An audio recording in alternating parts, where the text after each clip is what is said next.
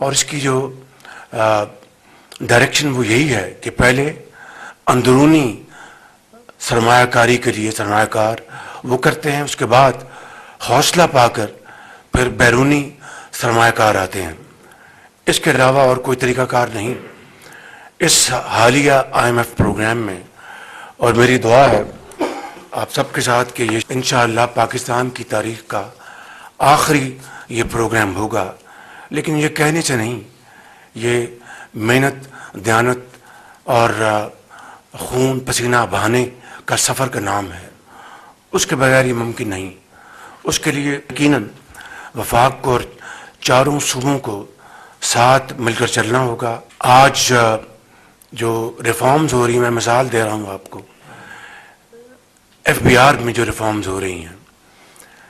ابھی میں نے کل ایک میٹنگ کی ہے، جو IMF کی ابھی ٹیم آئی ہے، اس کے بارے میں موقع آئے گا تو آنریبل منسٹر فائنانس آپ کو بریف کریں گے.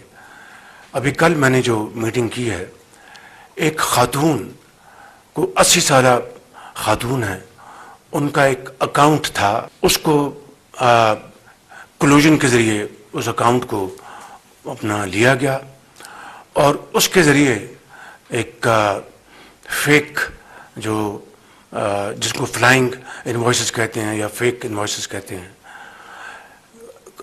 یہ کروڑوں نہیں اربوں روپے کا وہ ایک سکیم وہ خدا نخواستہ ہو جاتا. مارچ اس سال مارچ میں 26 مارچ کو اللہ بھلا کرے اس افسر کا، اس نے FBR کو خط لکھا کہ جی یہ 80 سالہ خاتون کا اکاؤنٹ ہے، یہ تو فیک ہے بالکل. تو وہاں پر معاملہ FBR نے اس کو پکڑا.